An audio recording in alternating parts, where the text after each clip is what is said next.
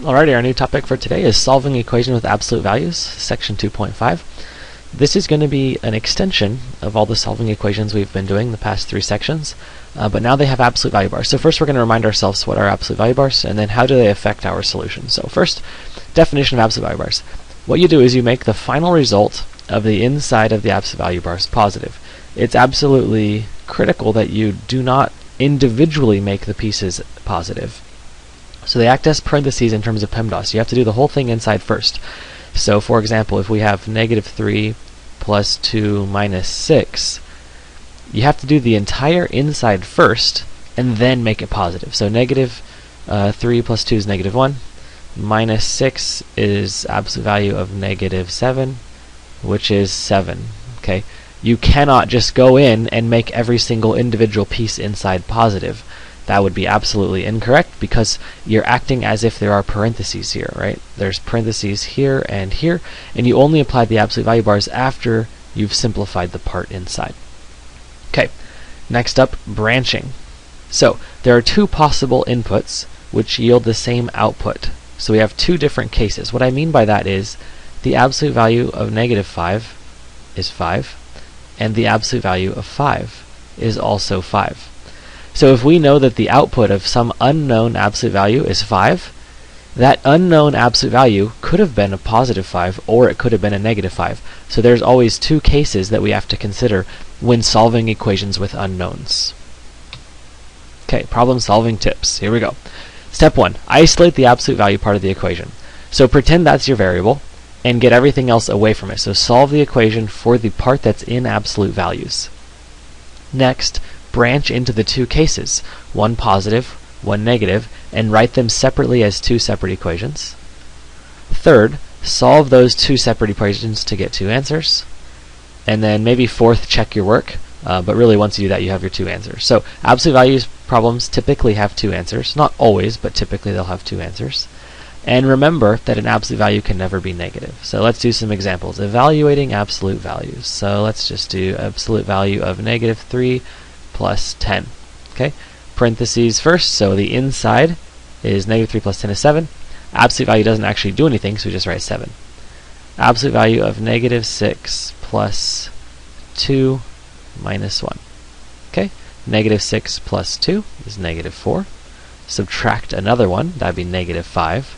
So we simplify the inside first. Absolute value of negative 5 is positive 5. Okay, so just remember to simplify what's inside first before you take the absolute value. Now some examples of solving absolute value equations. So our first step was to get the absolute value part by itself.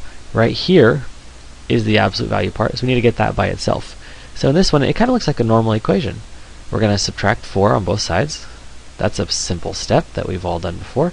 So 3 times the absolute value of x. You have to keep writing absolute value bars here. That's very important, because we have not dealt with the absolute value yet. 19 minus 4 is 15. Okay, this variable, absolute value x, is being multiplied by 3. To cancel that out, we can divide by 3. Cancel, cancel. So the absolute value of x is equal to 5. Now here we branch into the two cases. So the unknown inside, let me go back a slide here. See how we said if the output is a positive 5, the input might have been a negative 5, or the input might have been a 5. So we have to consider two cases. The input, which is what's inside these absolute value bars, might have been 5. If that was a 5, that would give us a negative 5, so that's a possibility. Or the inside here could have been negative 5, right? If I put negative 5 in there, or I put positive 5 in there, I'm still going to get out 5. And we can write these as two answers. Okay? You could put a little or if you want, or something like that. But there are two solutions that work, and if you plug them back in, you'll see they both work. Alright, second example. Here's our absolute value part. So even though in this one it's more complicated, this whole piece is our absolute value part. So we want to get that part by itself. We do that by adding 2 to both sides. Cancel. So we have 2x minus 1 in absolute value bars equals 8 plus 2 is 10. Now, the part inside here, just the inside part, that could have been a 10, because if that whole thing was a 10, the absolute value would give me 10. or the stuff inside, the 2x minus 1, that part could have been a negative 10, because when I took absolute value of negative 10, I would get still 10. So our two cases, or you take the stuff inside. So this act of branching out is how you deal with these absolute value bars. So once you branch out, there's no more absolute value bars. You're just saying the stuff inside might have been a regular old 10. That would work. Or the stuff inside, 2x minus 1, could have been a negative 10, because that would also work, because when you take the absolute value, it would give us 10. So once you branch off, no more absolute value bars. We have two separate equations which can be solved kind of in the normal standard way. So we add 1, cancel. 2x equals 11, divide by 2, divide by 2. X equals 11 over 2, which is, you can write it as 11 halves, or 5.5. Or the second solution, add 1, 2x, negative 10 plus 1, negative 9, divide by 2, divide by 2.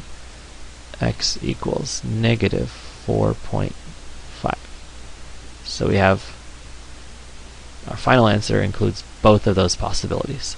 And again, you can take both of these, plug them back in, and verify and see that it does work. So with these absolute values, the key is to remember you solve it like normal with the added splitting or branching into two possible cases, since there's two things that would give you out that answer. Okay, let's look at one more example. I want to do one that has no solution. So suppose you take the absolute value of 2x plus 5 minus 3 equals negative 12.